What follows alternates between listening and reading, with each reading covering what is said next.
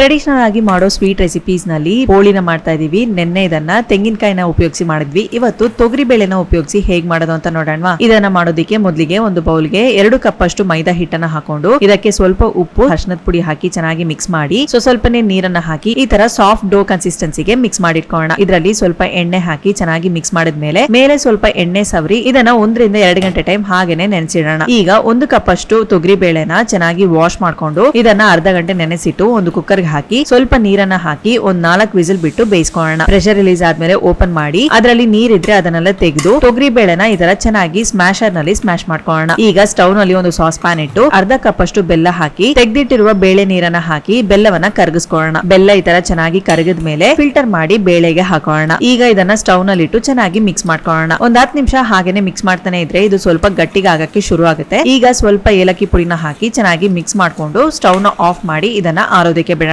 ಈಗ ಒಂದು ಬಾಳೆ ಎಲೆ ತೆಗೆದು ಇದರಲ್ಲಿ ಸ್ವಲ್ಪ ಎಣ್ಣೆ ಸವರಿ ಸ್ವಲ್ಪ ಮೈದಾ ಹಿಟ್ಟನ್ನ ತೆಗೆದು ತೆಳ್ಳಿಗೆ ತಟ್ಟಿ ಮಧ್ಯದಲ್ಲಿ ಆಲ್ರೆಡಿ ಮಾಡಿಟ್ಟಿರುವ ಹೂರಣನ ಇಟ್ಟು ಎಲ್ಲಾ ಕಡೆ ಈ ತರ ಚೆನ್ನಾಗಿ ಕ್ಲೋಸ್ ಮಾಡ್ಕೊಂಡು ತೆಳ್ಳಿಗೆ ತಟ್ಕೊಳ್ಳೋಣ. ಈಗ ಇದನ್ನ ಬಿಸಿಯಾದ ದೋಸೆ ಹಂಚಿನಲ್ಲಿ ಹಾಕಿ 2 ಕಡೆ ತಿರುಗಿಸಿ ಹಾಕಿ ಚೆನ್ನಾಗಿ ಬೇಯಿಸ್ಕೊಳ್ಳೋಣ. ಈ ತರ ಗೋಲ್ಡನ್ ಕಲರ್ ಬಂದ್ಮೇಲೆ ತೆಗೆದ್ರೆ ತುಂಬಾನೇ ಟೇಸ್ಟ್ ಆದ ಬೇಳೆ ಪೋಳಿ ತಯಾರು. ಇದರ ಟೇಸ್ಟ್ ತುಂಬಾನೇ ಚೆನ್ನಾಗಿರುತ್ತೆ. ಖಂಡಿತ ಟ್ರೈ ಮಾಡಿ. ಹೇಗಿತ್ತು ಅಂತ ಕಮೆಂಟ್ ಬಾಕ್ಸ್ ನಲ್ಲಿ ಕಮೆಂಟ್ ಮಾಡಿ.